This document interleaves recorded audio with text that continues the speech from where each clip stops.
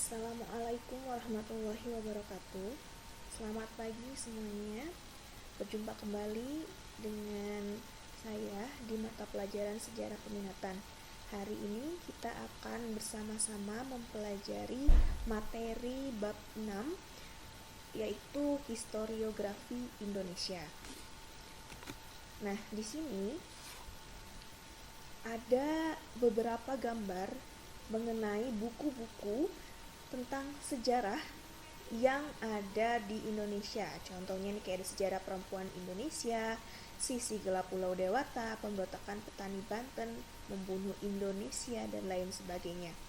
Nah, jika kita pikirkan, tidak mungkin buku-buku ini semuanya tiba-tiba langsung ada gitu ya.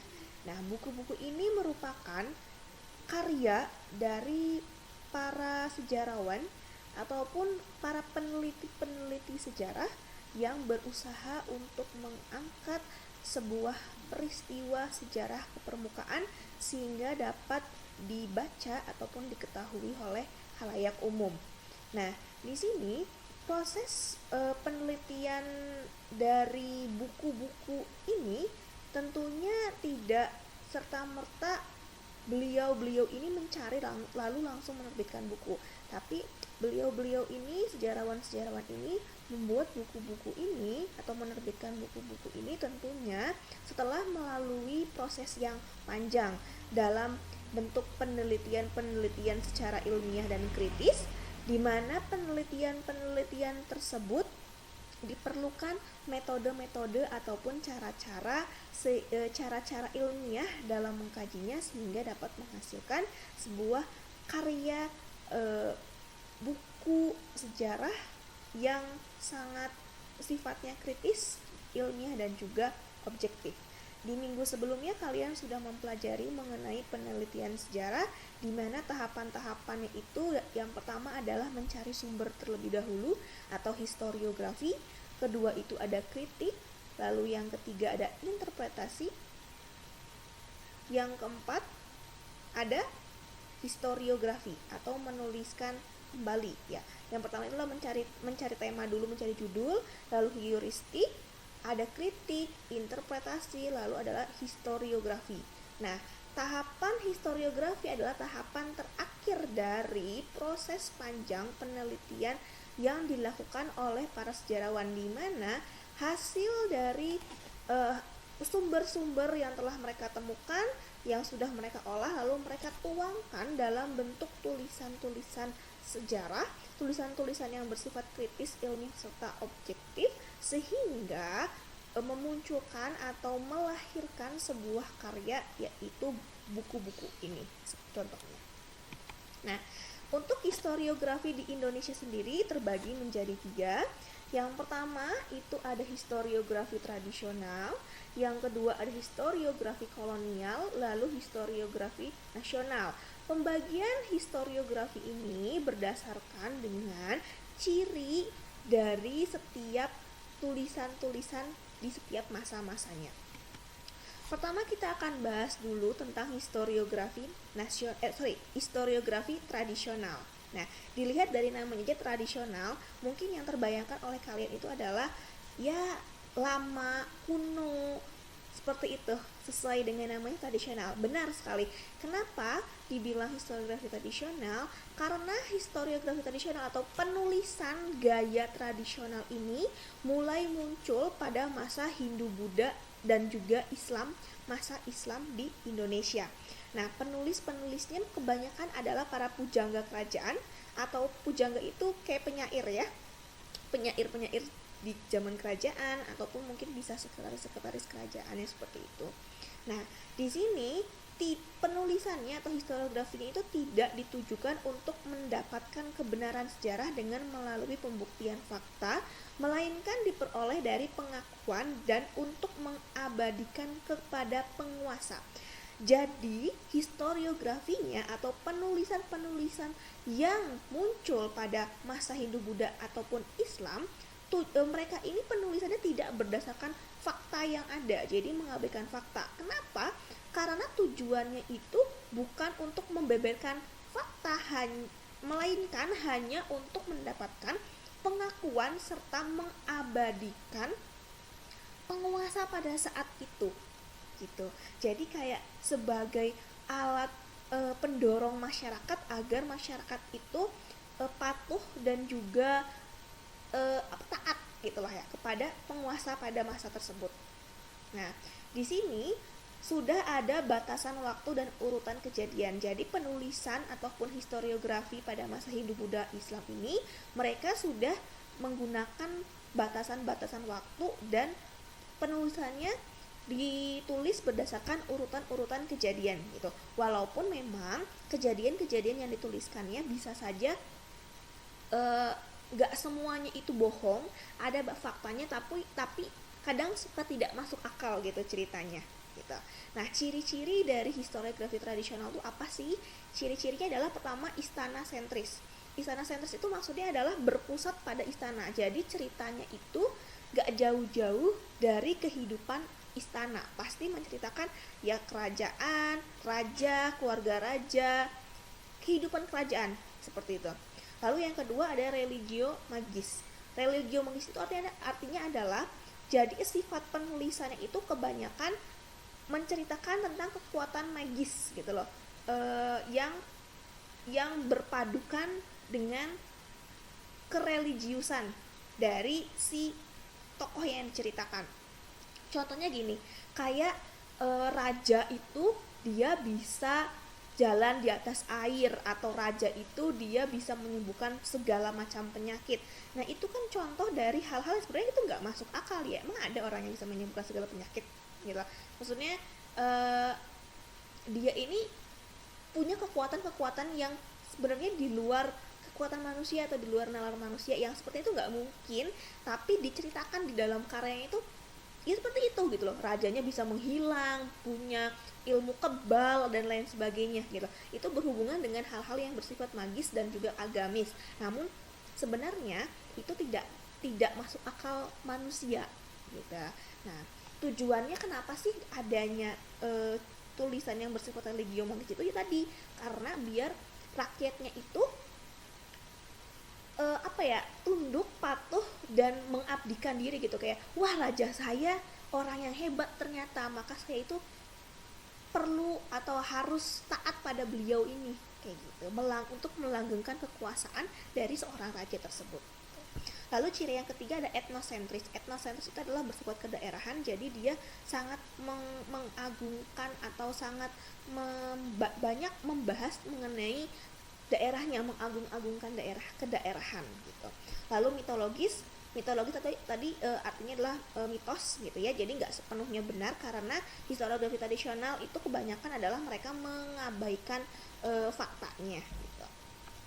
Dia bersifat subjektif, jadi karena balik lagi tujuannya adalah untuk mengabadikan kekuasaan penguasa, tentu saja dia akan lebih berfokus pada hal-hal yang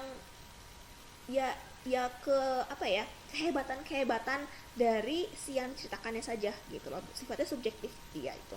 Lalu yang terakhir ada psikopolitis sentris, jadi memang benar-benar bersifat politik banget gitu untuk melanggengkan kekuasaan dari si raja tersebut. Nah, contoh karya yang historiografi tradisional tuh kayak babad, kronik ataupun hikayat. Jadi kalau babad, kronik, hikayat sekarang mungkin udah nggak ada, mungkin hanya kalau ada pun ya sudah mulai apuk ya, karena memang ini adalah contoh buku atau kita bilangnya kalau zaman sekarang buku gitu ya. Kalau di zaman dulu itu kumpulan tulisan-tulisan dari pujangga, itu namanya adalah babad atau kronik atau hikayat. Kalau di zaman Islam itu babad namanya. Nah, contohnya kayak gini. Babad Tanah Jawi ditulis pada masa kerajaan Islam di tanah Jawa, kalau nggak salah ini kerajaan Demak atau Mataram Islam gitu ya. Kalau kalian lihat juga tulisannya bukan tulisan Latin seperti saat ini yang kita pahami gitu, tapi tulisannya itu tulisan Sunda kuno, Jawa kuno gitu, yang ya mungkin sulit untuk dipahami. Nah, itu adalah contoh dari historiografi tradisional. Lalu selanjutnya ada historiografi kolonial. Kalau historiografi kolonial, kita udah bisa membayangkan ya, kolonial berarti penulisan itu dimulai ketika zamannya penjajahan. Nah, kalau historiografi kolonial kita sudah bisa membayangkan bahwa penulisannya itu dimulai pada masa kolonial atau masa penjajahan bangsa barat di Indonesia gitu. Nah, alurnya itu kan di sini dari tradisional dulu awal ya, Hindu, Buddha, Islam di Indonesia, lalu kan mulai masuk penjajahan bangsa barat ya, kolonialisme di Indonesia. Nah, ketika orang-orang kolonial ini datang ke Indonesia, mereka pun sama melakukan penulisan-penulisan sejarah yang mana untuk penulisan-penulisan itu kategorinya adalah historiografi kolonial, ditulis oleh orang-orang Eropa ataupun Belanda yang sedang beraktivitas di Indonesia. Jadi penulisnya bukan lagi pujangga kerajaan, namun kebanyakan adalah orang-orang Eropanya, orang-orang Belandanya yang sedang beraktivitas di Indonesia pada saat itu. Nah, untuk penulisannya kurun waktu masa VOC tahun 1600-an hingga berakhirnya kedudukan Belanda di Indonesia pada tahun 1942. Itu rentang waktu untuk historiografi kolonial, dimulai pada masa VOC tahun 1600 hingga berakhirnya masa pendudukan Belanda di Indonesia tahun 1942. Ciri selanjutnya adalah sudah berdasarkan studi sejarah kritis. Jadi penulisannya itu mereka sudah berlandaskan studi sejarah kritis yang mana lebih mengedepankan, jadi mereka ini tidak mengabaikan, mereka ini menuliskannya sudah berdasarkan fakta, namun kebanyakan fakta-faktanya itu diputar balik gitu loh. Nah, karena apa? Tujuannya itu untuk mengedepankan kepentingan Belanda. Nah, dan mengesampingkan fakta. Jadi dalam artian fakta di sini tuh bukan yang kalau tadi di tradisional itu dia masih ada sifat yang magic gitu ya, di luar nalar manusia.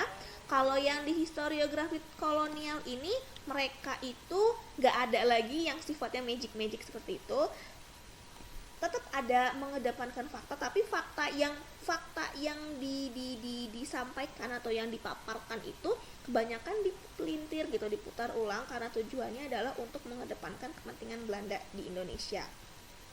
Ciri-ciri dari tulisan historiografi kolonial ini adalah yang pertama, Nederlandosentris atau Belanda sentris. Dalam artian sentris itu kan artinya adalah pusat ya. Jadi ciri-ciri tulisannya adalah berpusat pada kehidupan Belanda ataupun orang-orang Belanda, orang-orang Eropanya gitu loh. Jadi kebanyakan yang mereka ceritakan itu si subjek dari ceritanya atau tokoh utama dari ceritanya itu adalah orang-orang Belanda ataupun orang-orang Eropa gitu. Lalu yang kedua adalah mitologisasi. Walaupun gak sebanyak kayak di historiografi tradisional, di historiografi kolonial itu masih ada ciri-cirinya yang sifatnya mitologi gitu ya. Tapi nggak banyak gitu, karena mereka di sini tulisannya sudah berlandaskan studi sejarah kritis. Nah, contoh dari bukunya ataupun karya historiografi kolonial yang bercirikan historiografi kolonial ya, berarti kalau misalkan kita pengen tahu gimana cara gampangnya gitu ya mengetahui bahwa ini buku ditulisnya masuknya kategori historiografi kolonial atau bukan, kita bisa lihat dari tahun ditulisnya ataupun penulisnya siapa, ataupun kalian bisa lihat dari kalimat-kalimatnya pun sudah terlihat gitu loh. Nah, contoh bukunya nih kayak gini, The History of Java, yang nulisnya adalah Thomas Stamford Raffles, yang mana beliau adalah Gubernur Jenderal Inggris ketika menduduki Indonesia. Nah, itu kan masuk ke dalam kurun waktu masa pendudukan bangsa barat di Indonesia, maka otomatis buku ini masuk ke dalam historiografi kolonial. Lalu ada buku tulisan dari Bernard H.M. Flekke, judulnya aja kita lihat pakai bahasa Belanda ya, udah jelas juga bahwa ini adalah buku dari kategori historiografi kolonial. Nah, contoh karya historiografi kolonial yang paling populer adalah sebuah buku yang ditulis oleh Raffles dengan judul History of Java. Karya lainnya adalah karya yang ditulis oleh De Graaf dengan judul Geschiedenis van Indonesia atau Sejarah Indonesia. Lalu ada karya dari Flekke,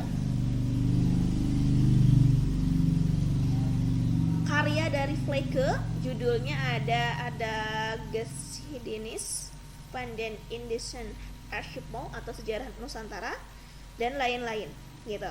Jadi dia secara penggunaan bahasanya yaitu bahasa Belanda tentu saja, dari tahun diterbitkannya pun juga tahun dalam kurun waktu ketika masa pendudukan Belanda di Indonesia.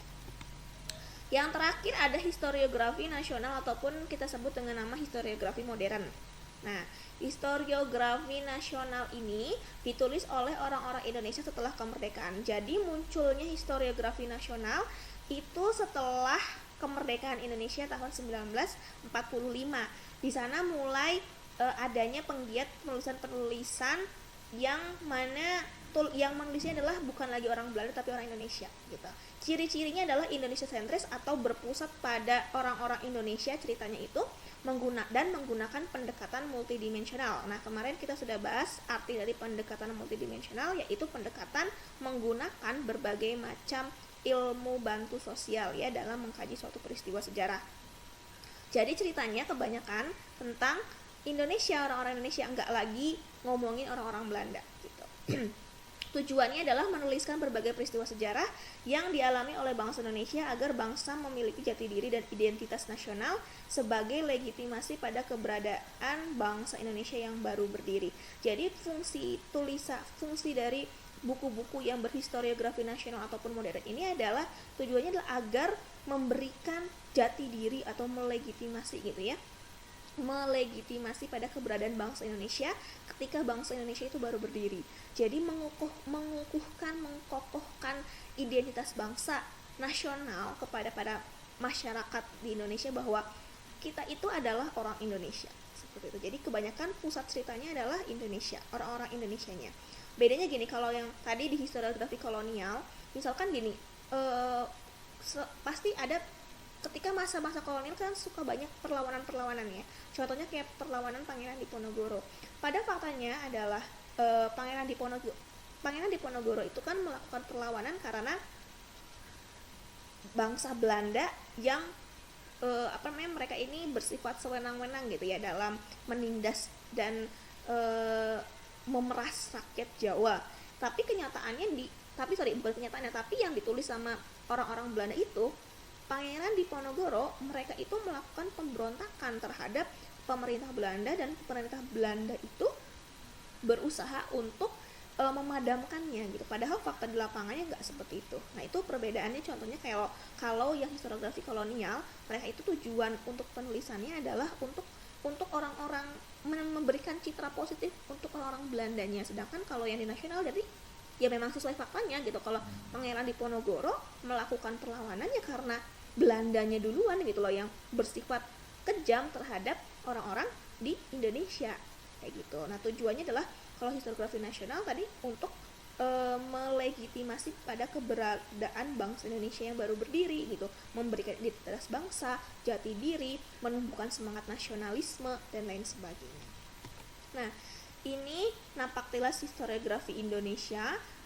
Jadi awal mula munculnya historiografi Indonesia seperti ini gitu ya, dari tahun 1957 hingga yang terus paling baru dari 2010-an dan hingga saat ini terus diperbaharui mengenai historiografi di Indonesia seperti itu, historiografi nasional khususnya.